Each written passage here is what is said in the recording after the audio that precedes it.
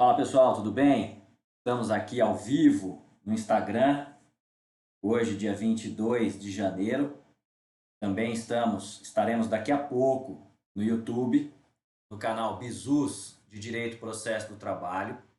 Para hoje, dia depois da prova de segunda fase da OAB, para fazer a correção da disciplina Direito do Trabalho, tá? Hoje eu vou fazer a correção, a essa altura, é claro, você já deve ter visto aí o gabarito já que foi publicado ontem à noite pela FGV.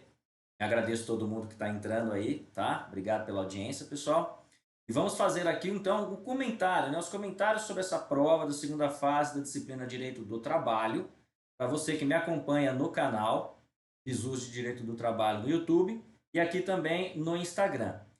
Pedir para você também que ainda não me conhece, fazer a inscrição no meu canal aqui. Eu vou deixar depois o link também no YouTube, também aqui no Instagram, no canal Bizus de Direito do Trabalho e Processo do Trabalho, onde eu divulgo, né, dentro aí das minhas possibilidades, eu divulgo conteúdos relacionados à prova da OAB, a concursos públicos, para você que está interessado. Inclusive temos um concurso gigantesco em âmbito federal, né, que eu também vou depois publicar aí algumas coisas de direito do trabalho. E hoje fazer também o comentário da peça, da prova prático profissional de direito do trabalho, que a prova foi realizada ontem, no dia 21. Convido também para curtir aqui, ativar as notificações para receber sempre que eu subir algum conteúdo. Esse ano de 2024 eu tenho bastante coisa, bastante novidade que eu quero compartilhar com vocês aqui no Instagram e também no YouTube. Então, pessoal, sem mais delongas, vamos aí para o que interessa, né? A prova da OAB inovou, não é mesmo? E trouxe uma peça inédita. Uma peça inédita, que é o embargos de terceiro. Uma peça que ainda não tinha caído e caiu agora. E o que eu gostei também, pessoal, é que a prova, o exame, o problema da peça, da prova da segunda fase, prestigiou o oficial de justiça, que fala que o oficial de justiça fez um ato, né? E todos vocês sabem, ou se não sabem, tá aí no meu perfil, eu sou oficial de justiça do TRT da 15ª Região, então eu fico muito feliz quando eu vejo que caiu algo relacionado a oficial de justiça, a atuação do oficial de justiça. É claro, nós vamos ler o probleminha agora, vamos ver que o colega do problema fez algumas coisinhas que não estavam dentro da lei, que não estavam conforme exigido, que era justamente matéria dos embargos de terceiro. Mas é sempre bom saber que a OAB, a FGV, está aí prestigiando nós, oficiais de justiça, beleza? Valeu, FGV, nesse ponto aí. Bacana. O probleminha é o seguinte, ó, vou ler aqui, você que está no Instagram vai me acompanhar a leitura. Ronaldo, vou ler um pouco rápido para não ter essa delonga. Ronaldo Santos ajuizou reclamação trabalhista contra seu ex-empregador, a sociedade empresária Bolos Caseiros Limitada, em 30 de setembro de 2022, tendo a sentença julgado procedente, em parte, seu pedido. Então, veja bem, de cara você viu que já tinha uma ação julgada, né? Tem sentença da vara do trabalho. Sentença da vara do trabalho procedente em parte, essa é a primeira coisa. O processo tramitou perante a segunda vara do trabalho de Poços de Caldas, veja bem, segunda vara do trabalho de Poços de Caldas, né, recebendo o número tal. Então o problema te deu o número 010, 010, né, 010, 1056, traço 53, ponto 2022, ponto 5, ponto 3, ponto 0002. Essa informação é importante porque quando você for fazer o embargo de terceiro, quando você fez o embargo de terceiro, você deveria citar o número do processo na sua peça de embargo de terceiro. Nenhuma das partes recorreu. Presta atenção, ninguém recorreu. Poderiam ter recorrido. Recurso ordinário, se é procedente em parte, ambos poderiam ter feito recurso ordinário, mas não recorreram. E aí o problema fala, com o trânsito julgado, iniciou-se a execução. Então, quando você está lá na prova, nesse ponto você já faz aquele grifo esperto, que durante todo o nosso treinamento, os alunos que fizeram mentoria, os alunos que compraram o curso online disponível na plataforma de vendas, que depois eu deixo o link aqui embaixo, né? Eu sempre falo, olha, pega a tua caneta, faz o grifo ali. Bom, eu tenho execução, começou a execução, transitou em julgado. Então, veja, não era questão de fazer um recurso nesse momento. você tem que analisar que o processo já está na fase de execução. Então, bom, vamos lá. A liquidação, continuando, a liquidação importou em R$ 10.000, mas a sociedade empresária não pagou voluntariamente, a despeito de citada para tanto. Veja, ela foi citada, que é uma citação de pagamento em 48 horas, né, ou indicação de bens a penhora, mas ela não fez nada, ela não pagou. Tentou-se então, estou lendo o problema, tentou-se então fazer a execução forçada com as ferramentas existentes na vara. O oficial de justiça faz isso também no dia a dia, na prática, é assim que funciona. Igualmente sem sucesso. O problema está falando aí, não teve sucesso.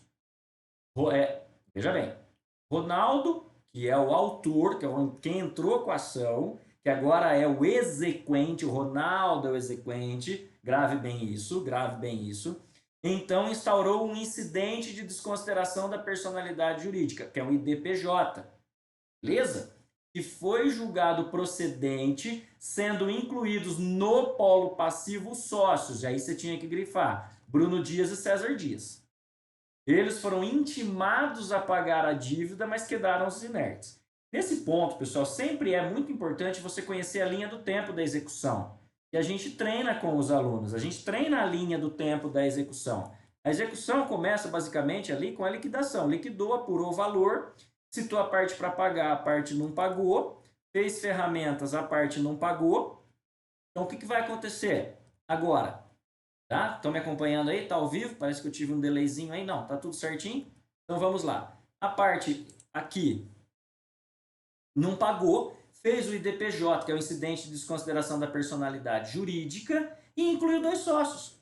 Tá tudo certo. A prática é assim também. O juiz julgou procedente, incluiu Bruno Dias e César Dias. Eles foram intimados a pagar, ok, e não pagaram. O que vai fazer agora? Vai fazer os atos, né, da execução, já que eles não pagaram, em relação aos sócios. Aí vem o problema falando, vamos continuar. Ó. Em razão disso, foi expedido o mandado de penhora e avaliação para cumprimento na forma da CLT. Tá certo? Expede o mandado, é o oficial que cumpre. Eu cumpro esses mandados todo santo dia. Aí começa, continua o problema. O oficial de justiça chegou à residência de Bruno às 22 horas. Bom, aí nós já temos um problema. Grifou 22 horas. Então, o oficial foi às 10 da noite na casa do Bruno. Ele pode? Nós vamos ver que ele não pode, ele tem um horário para cumprir. Ele só pode cumprir fora do horário se tiver autorização judicial. Beleza, grifei. Verificou que havia um veículo importado de luxo na garagem da casa, que foi então penhorado e avaliado em R$ 200.000. O que o oficial de justiça fez? Ele chegou na casa, chegou na garagem, viu um veículo de luxo e penhorou.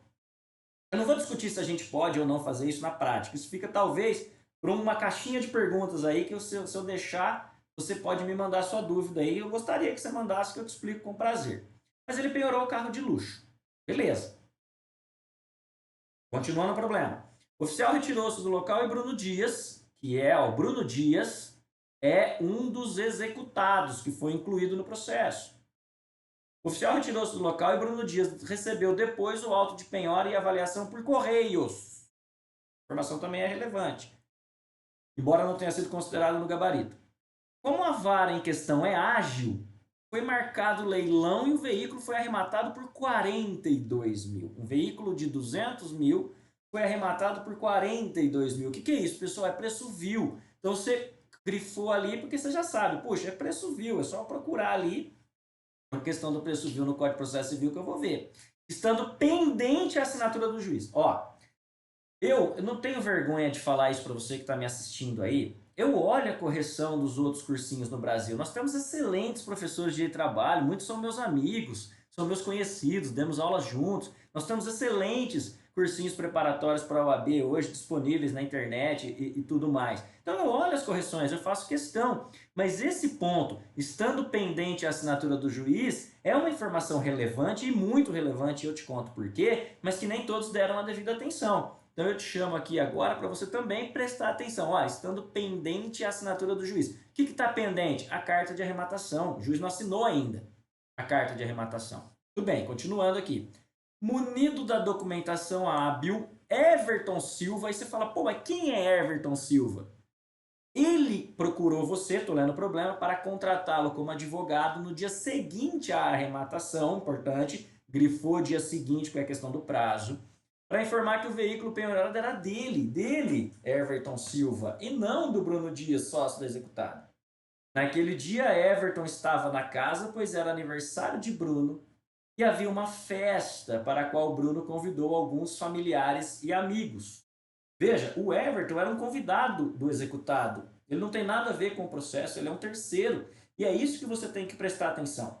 Você tem que prestar atenção exatamente nisso. Ele era um terceiro. E não tem nada a ver, o carro dele só estava na garagem. E por que o carro estava na garagem? O problema fala, ó. Como o veículo tinha alto valor, Bruno concordou que um amigo, Everton Silva, guardasse na garagem para evitar que o bem ficasse exposto. Ele explicou isso. O oficial de justiça viu o veículo e falou, penhorou. Mas o Everton Silva, que é o seu cliente, e é isso que o aluno tem que ficar atento, para quem você está advogando, né?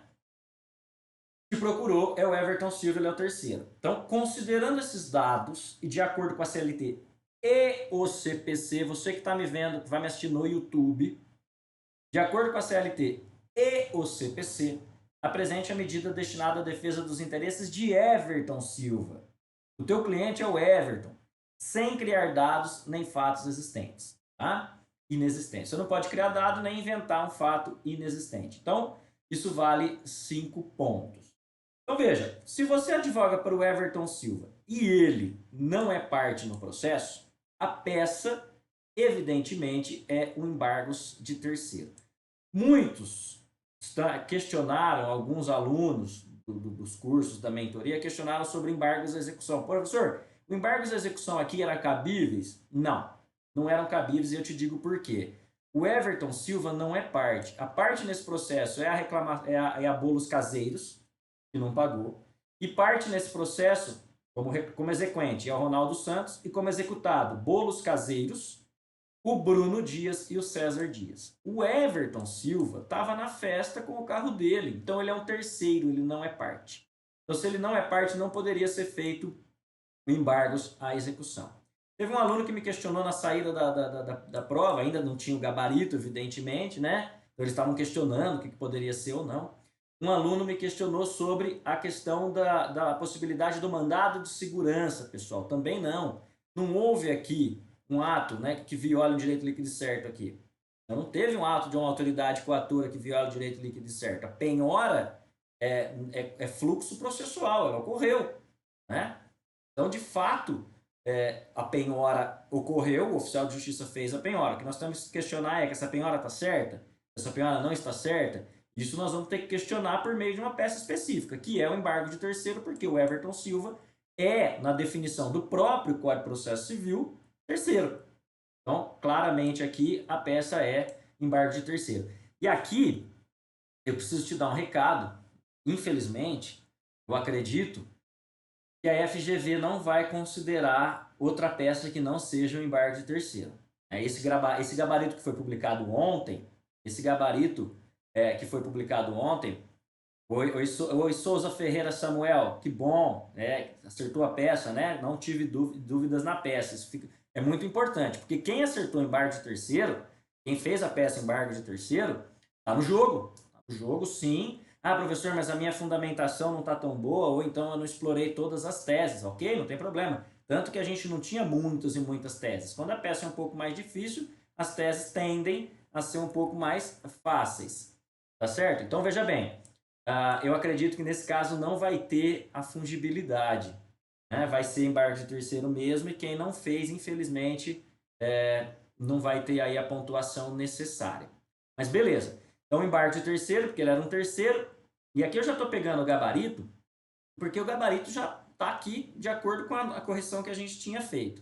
Eu só tenho uma dica matadora no fim dessa live, então não sai daí não. Fica, porque eu vou te dar uma dica que eu ainda não vi em nenhum, até o fechamento dessa edição, nenhum cursinho falando. Então, embargo de terceiro, tá certo? Para onde? Para a segunda vara do trabalho de Poços de Caldas. Tá? O problema te deu, segunda vara do trabalho de Poços de Caldas. E aí você tem que saber o que, gente? A execução corre no juiz competente para o processo de conhecimento. Então, se o processo de conhecimento correu na segunda vara do trabalho de Poços de Caldas, a execução está na segunda vara de Poços de Caldas. É assim, isso está escrito na CLT. Tá? Isso daí na linha do tempo a gente fala também. Então aí você pula uma linha, põe o número do processo, o número do processo você tem lá em cima, 010, 1056, traço 53, blá blá blá. Tem que pôr uma informação que faz parte da estrutura da peça.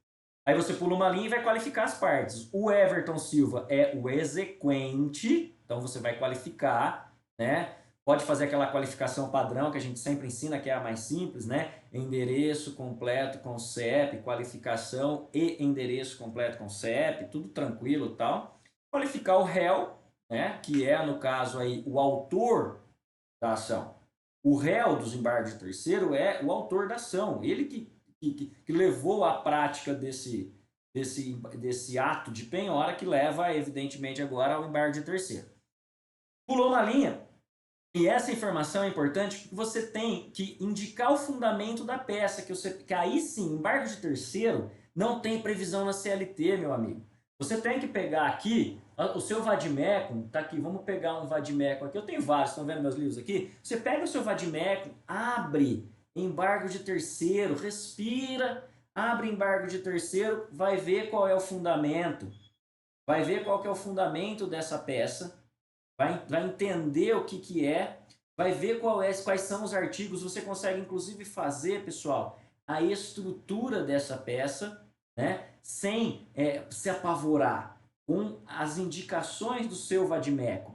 Tá? Você vê, por exemplo, fundamento da peça, artigo 676 do CPC. Outra coisa importantíssima que você também tem no índice remissivo do seu vademecum, qualquer desses bons vademecums que nós temos aí à disposição, inclusive dos próprios cursinhos preparatórios. A distribuição por dependência. A distribuição por dependência dos embargos de terceiro. Os embargos de terceiro são distribuídos por dependência. E essa informação tinha que constar. Você poderia ter colocado, inclusive, quando você colocou lá o número do processo número tal, e embaixo colocar assim, embargos de terceiro distribuídos por dependência ao processo acima, conforme artigo tal do CPC. Bastava isso.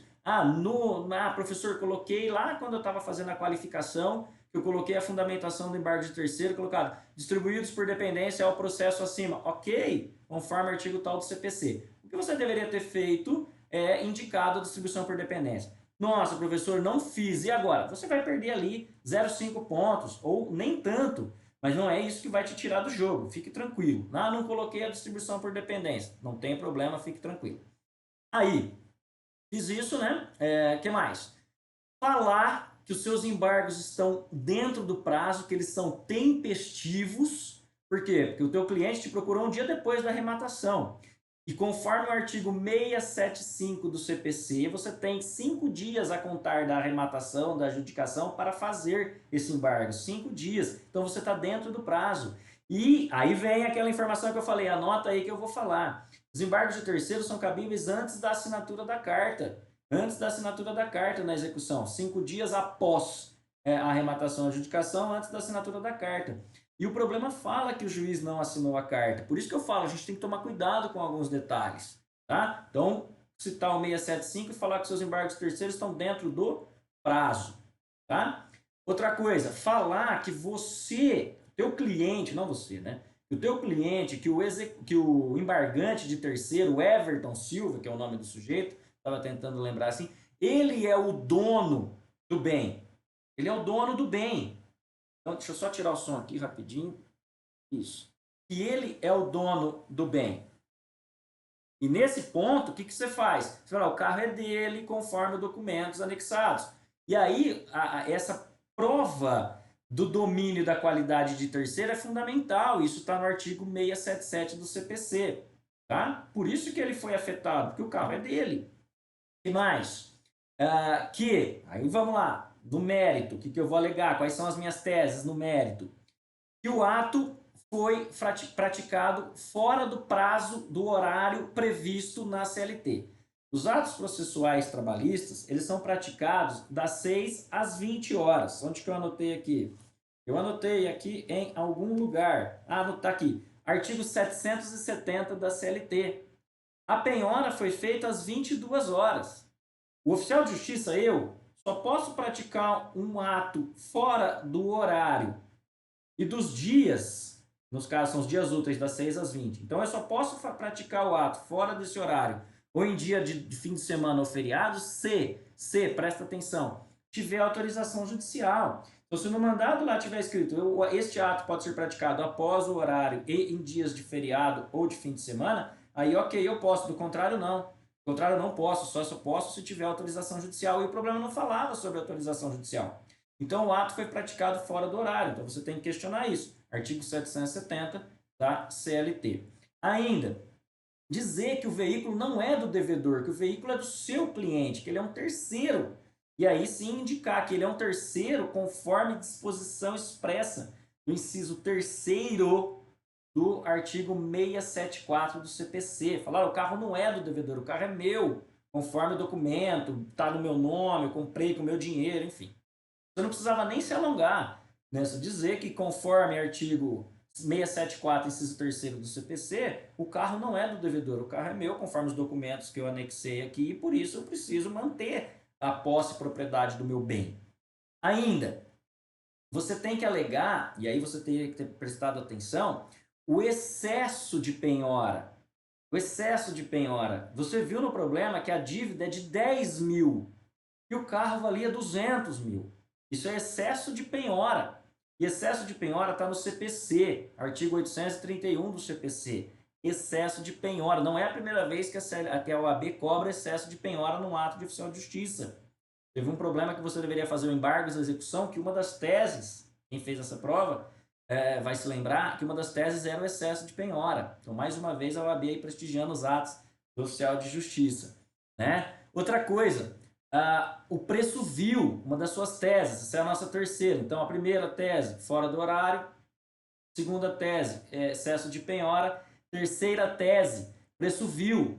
Lá do artigo 891, parágrafo único do CPC, 891, parágrafo único do CPC, fala claramente que se, eu até anotei aqui, ó, se foi arrematado por menos de 50% do valor da avaliação, é preço vil.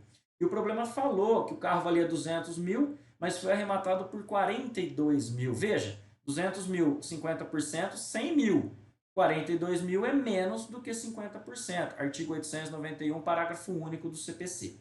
Então, essa era a tua terceira tese. E aí, fechar. Vai fazer os requerimentos finais. Você vai pedir a nulidade da penhora, porque o bem é de terceiro. Artigo 681 do CPC, esse é um requerimento que você tem que fazer, eu já estou nos fechamentos, tá certo? Você vai pedir a citação do exequente para se manifestar, né, em querendo se manifestar aí, fazer a defesa dele em relação a esses embargos de terceiro. Pedir as provas que você pretende produzir e, principalmente, atenção, botar o valor da causa. Embargo de terceiro tem uma natureza, aí, segundo uma corrente doutrinária, de inicial e por isso precisa de valor à causa. Valor da causa. Professor, esqueci. Vai perder pouco tempo, mas se foi bem nas teses, também não tem aí, você não está fora do jogo não. E aí fazer o fechamento padrão, nesses termos pede deferimento, local e data, nome do advogado e número da OAB do advogado sem inventar dados. Beleza, pessoal? É isso. Embargos de terceiro feito aí, não tinha muitas teses, tá certo? Teve gente que andou falando aí nulidade porque o terceiro não foi citado. Não, calma, não é assim não. O terceiro não precisa ser citado. Ele tomou conhecimento porque o bem dele foi penhorado e aí que ele vai se manifestar, tá certo? O que poderia ter sido feito aí, no caso, é intimado o terceiro da penhora. Aí ele vai fazer, porque o carro, né, no caso, mas o oficial de justiça, pelo que o problema fala, entendeu que o carro era do devedor e por isso que ele fez, e intimou o devedor, ainda que por correio. Eu, quando fiz a primeira avaliação, eu peguei essa prova na saída da faculdade de um dos meus alunos. Eu falei assim, ó, eu até coloquei aqui nas minhas anotações que a entrega da avaliação pelos correios não está certo. Deveria ter sido feita diretamente ou na pessoa do advogado, né, ou do executado. Mas isso não veio no gabarito, então não compensa falar. Mas na minha visão, dessa maneira também não seria certo, mas tudo bem. Então fizemos o embargo de terceiro no fim dessa aula, que eu vou deixar um bisuzinho aqui para você se esquecer. Vamos então agora para a correção da primeira questão. E aqui, pessoal, quem está me assistindo ainda, né, agradeço desde já a audiência, eu queria falar para vocês que eu não achei as questões difíceis, eu achei que o nível das questões foi muito bom. Eu achei que, inclusive, foi de médio para fácil. Não tinha muita tese de questões, as questões estavam lá bem acessíveis. Essa foi a minha visão. Se você estiver me assistindo aí, pode me deixar seu feedback. Então, veja, a primeira questão, Celso Pereira trabalha na empresa pública estadual Águas Limpas desde 2001. Em janeiro de 2019, por força de lei estadual, os empregados públicos passaram a ser regidos pelo regime estatutário. Em março de 2022, Celso aposentou-se. Obrigado, Souza Ferreira Samuel, pelo feedback. Também achou fácil, né? Também achei que o nível das questões foi bem tranquilo. Por isso que eu digo, de repente você não fez uma boa peça, digamos, as suas teses não ficaram muito bem elaboradas, mas acertou todas as questões, pontuou na peça. Então, assim, calma, respira.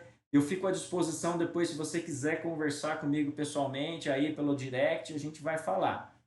Tá? Então, nesse caso aqui, vamos continuar. Em março de 2022, o Celso se aposentou e ajuizou uma reclamação trabalhista pretendendo horas extras adicional noturno pelo período que era regido pelo regime seletista. Teve sentença de primeiro grau julgando o rol de pedidos procedente em parte, sentença contra a qual a parte ré quer recorrer. Principalmente porque, presta atenção, na hora da prova você riscou aí, ó. Grifou, depois do processo seguir concluso para a sentença, foi obtido o documento, grifa, antes desconhecido, ainda não incorporado aos autos, no qual o autor assinou o recibo de quitação por haver recebido o pagamento integral das horas extras que foi objeto da condenação. Vamos entender o problema?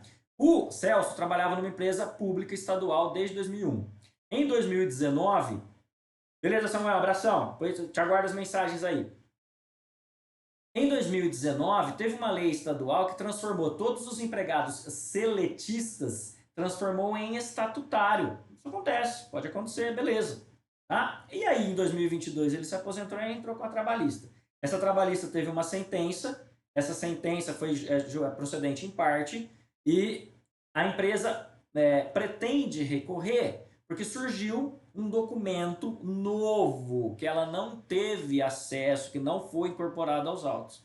Entendeu? Então, duas questões. Primeira, como advogado da ré, você advoga para a empresa, né? Qual tese jurídica você desenvolveria desde a contestação, a fim de rechaçar de plano a pretensão de Celso? Justifique.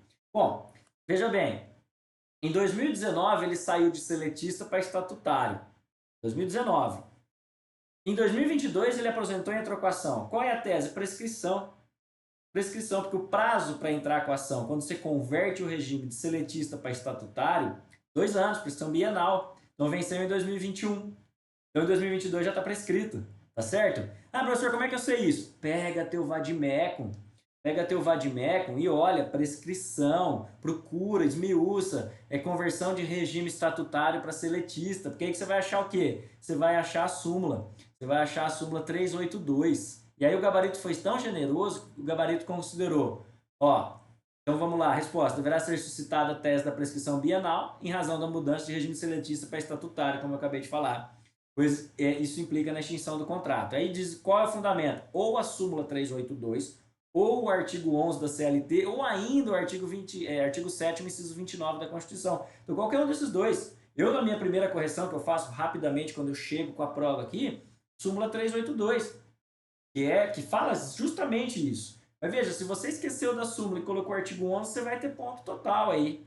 Tá certo? Então, muito bom. E a outra tese? A tese do documento novo. Documento novo, B, deverá ser deduzido que foi obtido documento novo a ser juntado no recurso, na forma da súmula 8. A súmula 8 fala isso, teve muito cursinho que falou de súmula 402, da rescisória. Não. Documento novo. O que é o documento novo? Aquele que você não tinha conhecimento, não tinha condições de juntar, você não sabia que ia juntar no recurso? Documento novo, súmula 8. Tá? Então, achei tranquila essa questão, o gabarito veio nessa linha também.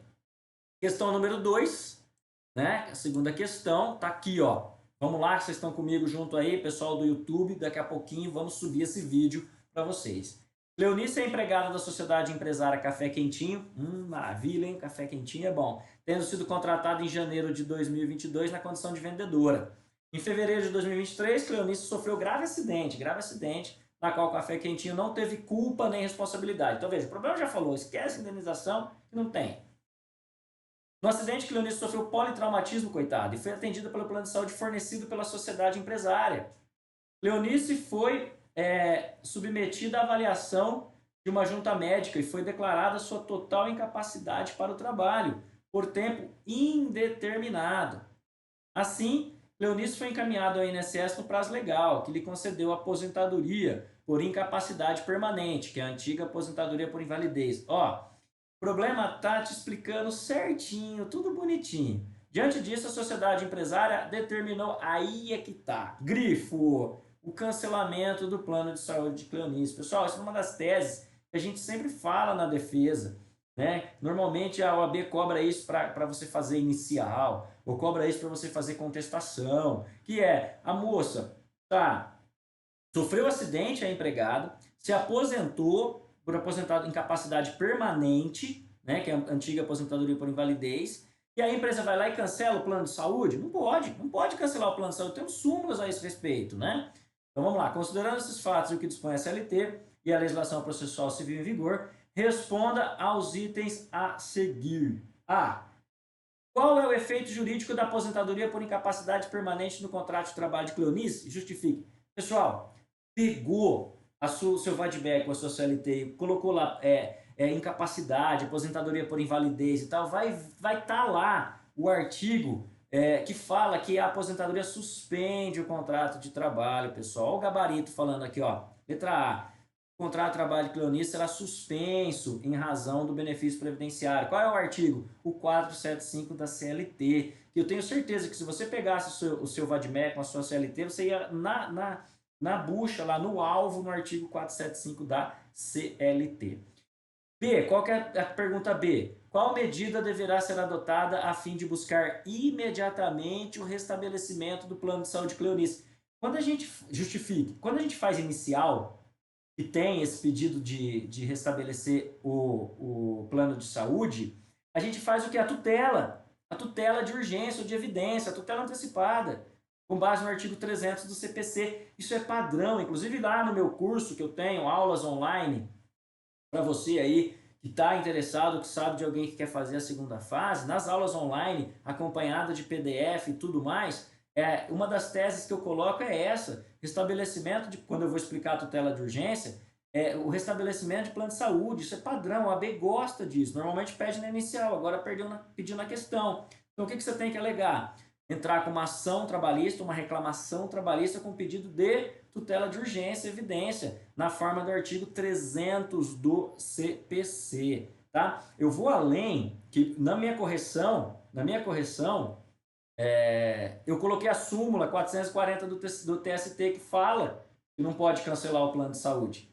É a súmula 440, mas o gabarito foi tão generoso que colocou só o 300. Eu particularmente acho, Marlon, olha aqui, opinião do professor, liberdade de cátedra, a gente não sabe o que vai acontecer, mas eu acho que no gabarito definitivo, anota aí o que você que está me assistindo, depois você me cobra, mas eu acho que no gabarito definitivo vai ter, além do 300, do artigo 300 do CPC, vai ter a súmula 440 do TST. Eles vão considerar que quem não colocou o 300, mas colocou o 440 do TST, eles vão aceitar. É óbvio que o 440 fala que não pode cancelar o plano, mas o 300 é específico em relação à tutela de urgência. Então pode ser também que a OAB não coloque a súmula, mas na minha opinião eles vão acabar considerando a súmula. Respondendo a segunda questão, batata, tranquilo. Vamos para a terceira agora. Enquanto eu falo com vocês, eu estou aqui no YouTube, né, montando esse vídeo para subir para o YouTube. Divulga meu canal, Bizus de Direito do Trabalho e Processo de Trabalho, para todo mundo que vocês conheçam que estejam nessa situação. Terceira questão. Você advoga para uma rede de supermercados e deverá defender os interesses do seu cliente em duas situações. Você advoga para a rede e vai ter que defender o seu cliente em duas situações distintas. Primeira, a sociedade empresária pretende dispensar um dirigente sindical. Opa! Dirigente sindical tem estabilidade, fique esperto. Faltando um mês para o término do mandato. por entender que ele praticou falta grave. Ele entende que praticou falta grave e quer dispensar, ok.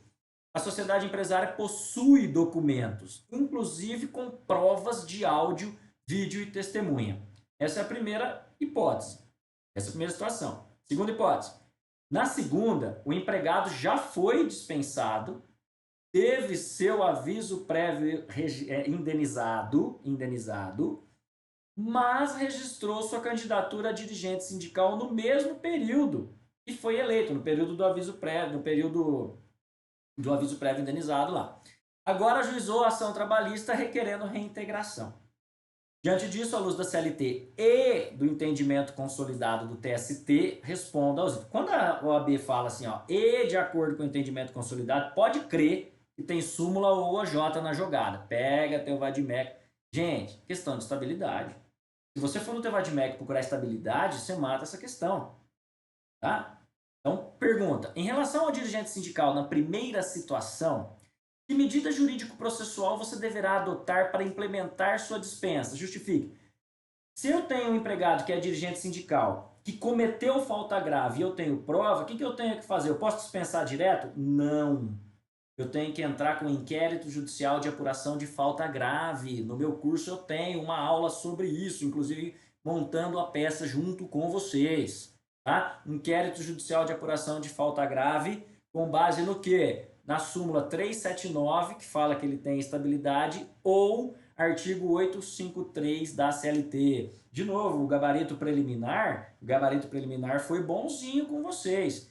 Na minha visão, tinha que ser o 853 e a súmula 379 do TST. O 853 fala do inquérito e a súmula 379 fala da estabilidade. Então, quero mandar embora meu dirigente sindical, vou entrar com inquérito judicial de apuração de falta grave com base na súmula 379 ou 853. E no 2, veja, no 2 o cara não tinha estabilidade, ele recebeu o aviso prévio e aí que ele registrou a candidatura. Esse não tem estabilidade. Busca a sua CLT, seu Vadmec, no índice remissivo falando de estabilidade. Neste caso, quando ele registra a candidatura após a dispensa ou ainda no curso do aviso prévio, ele não tem estabilidade. O fundamento é a súmula 369, incisos 5, inciso 5 do TST. Fundamento 369, inciso 5 do TST. Questão, gente, questão fácil, questão acessível. Dava para responder aí numa boa. Vamos para a última, que também é de estabilidade. Duas questões de estabilidade, gente. Duas questões de estabilidade no mesmo exame. Isso é muito legal, isso é muito bom. Última questão, tá comigo aí? Abração para o Sandro, que acabou de entrar, para o Guilherme também. Muito bem, pessoal. Obrigadão. Laura Pedroso é membro do Conselho Fiscal do Sindicato. Você pegou a tua caneta e já grifou. Conselho Fiscal do Sindicato. Na tua cabeça já tinha que vir que Conselho Fiscal não tem estabilidade. Se você fez o dever de casa, estudando direito material, estudando as estabilidades e tudo mais, você já sabia que Conselho Fiscal não tem estabilidade. E foi dispensada imotivadamente, tendo ingressado com uma reclamação trabalhista com pedido de tutela de urgência e requerendo a reintegração. O pedido de tutela, então veja, ela é do Conselho Fiscal, ela foi mandada embora, entrou com a ação e pediu uma tutela pedindo a reintegração. O pedido de tutela de urgência foi deferido, o juiz deu. Ah, professor, mas não pode. Tudo bem, mas o juiz deu, o probleminha está falando isso para você. E aguarda-se o cumprimento do mandado de reintegração. Inclusive, pessoal, esse mandado de reintegração é cumprido pelo oficial de justiça. Eu que faço isso daí. O processo encontra-se aguardando audiência. Você, na condição de advogado da sociedade empresária ré, olha para quem você vai advogar, para a empresa, para a ré, observada a legislação pertinente e o entendimento do TST, então tem súmula ou OJ na jogada, pode ter certeza. Responda às indagações a seguir. Entendeu? A. Que tese jurídica específica deverá ser sustentada para defender a inexistência da estabilidade nesta hipótese? Justifique. Membro do Conselho Fiscal. Resposta. Membro do Conselho Fiscal do Sindicato não tem estabilidade. Olha aqui que está no gabarito. Ó. Deve ser aduzido que membro do Conselho Fiscal não goza de estabilidade de dirigente sindical, pois não atua diretamente na defesa dos interesses da categoria, conforme o entendimento do quê? Da orientação jurisprudencial 365 da SDI 1 do TST. Inclusive, a resposta que o gabarito deu é a letra seca da OJ. Pega a OJ aí para você ver. Se você pegou lá no teu vadimeco, conselho fiscal, membro do conselho fiscal de sindicato, você caiu automaticamente nessa OJ. Era dizer isso, não tem estabilidade, pois não atua diretamente no na defesa dos interesses da categoria, conforme entendimento da OJ 365 da SDI 1. Essa é a letra A. E a resposta da letra B? Bom, o juiz deu a tutela de urgência. Então, o que é a pergunta B? A pergunta B é assim, ó, visando sustar imediatamente a decisão que deferiu a tutela de urgência, olha só, imediatamente a decisão que deferiu a tutela de urgência, que medida processual deve ser ou é passível de ser adotada? Justifique. Veja bem, nós sabemos, nós que estudamos processo de trabalho, sabemos que não cabe recurso das decisões interlocutórias no processo de trabalho. Se você fez o dever de casa, estudou, fez os cursos, tudo bonitinho, você tem que saber isso. Não cabe recurso de decisão interlocutória. E o recurso só é cabível, as questões de decisões interlocutórias devem ser suscitadas quando os recursos das decisões, o quê? Definitivas. Então eu não posso fazer recurso aqui, esquece, diferente do processo civil aqui. O que sobra para eu fazer dessa decisão que deu a liminar, que deferiu essa medida de reintegração de maneira errada? Mandado de segurança. Mandado de segurança. E onde está escrito isso? Na súmula 440, inciso 2 do TST, que fala que nessa hipótese de não ter recurso, deve ser feito o mandado de segurança. Então a resposta é, deve ser interposto o mandado de segurança na fórmula da súmula 440, inciso 2 do TST. E com isso nós terminamos. Veja, também era uma questão tranquila. Talvez esse item B dessa questão 4 fosse mais difícil. Talvez. Para, professor, como é que eu ia saber, como é que eu ia procurar? Mas eu repito, se você tivesse calma, paciência, com atenção, fazer uma pesquisa no índice remissivo do seu vademecum, da sua CLT, você ia chegar nesta súmula. E com essa súmula você responderia a questão. Mas é o que eu sempre digo, esse item valia 0,60. Vamos imaginar que... E os outros itens eram fáceis, pessoal. Eles não eram difíceis. Então, se você, de repente, errou essa, patinou nessa daqui, por 0,60, você está no jogo. Está no jogo. Foi bem nos outros todos. Pontuou legal. Acertou embargos de terceiro. Pontuou legal, você está na jogada. Então, pessoal, com essas questões, com essas considerações, a gente encerra a nossa live de correção. Fala, Kelson, obrigado pela participação. A nossa live de correção da segunda fase da OAB, do 39º exame, que foi feito ontem, dia 21 de janeiro, de Direito do Trabalho. Deixei aqui as minhas impressões, deixei aqui a minha consideração, e eu vou encerrar essa live, você que está me vendo no Instagram agora, você que vai me assistir no YouTube daqui a pouquinho, divulgue o meu canal, Bizus de Direito do Trabalho e Processo do Trabalho.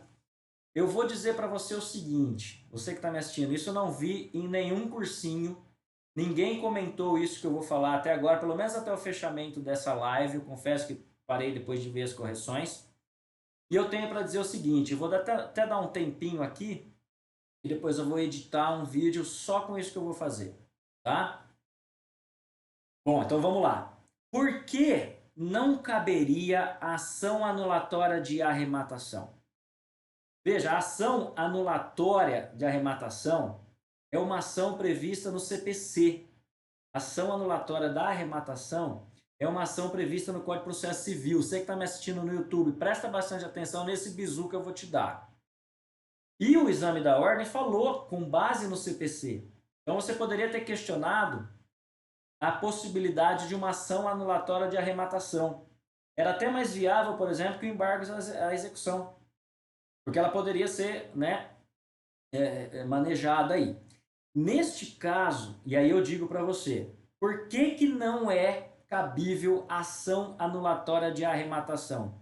Porque o juiz não, atenção, o problema fala, o juiz não assinou a carta Se ele não assinou a carta, não é passível ação anulatória de arrematação, porque a assinatura da carta é uma exigência do CPC para ação anulatória. E isso está onde? No artigo 903 caput do CPC. 903 caput do CPC. Então, neste caso, não é cabível ação anulatória de arrematação, na minha opinião, porque o juiz, consta no problema que o juiz não assinou a carta. Esse era o bizu que eu queria te dar, que eu não vi ninguém comentando ainda e que poderia ser questionado. Com isso, então, pessoal, agora sim eu encerro a live para você no Instagram e para você no YouTube. E peço para você que está me assistindo que divulgue o meu canal, que se inscreva aqui no meu canal Bizus de Direito, Processo e Trabalho. Ative a notificação para receber a informação sempre que eu subir um vídeo novo. Né? Divulgue o meu trabalho, divulgue as minhas lives, divulgue os meus cursos. Eu tenho cursos à venda de segunda fase, tá? De OAB, tenho mentorias também. Me chame aqui no canal, na descrição do vídeo do YouTube eu vou deixar também o WhatsApp que você pode falar comigo ou com alguém da equipe, mas sempre sou eu ali que procuro ver e rever todas as mensagens, tá certo? Espero que você tenha gostado dessa divulgação e te vejo. Atenção, para você que não conseguiu a aprovação ou que acha que não conseguiu a aprovação, não se desespere, calma, vamos esperar o gabarito definitivo para depois ver a possibilidade do recurso. Tá? Eu fico à disposição também para todos vocês que quiserem me chamar no privado, pode ser nesse WhatsApp, pode ser aqui no direct. Beleza? Um grande abraço e a gente se vê. Até mais, viu, pessoal?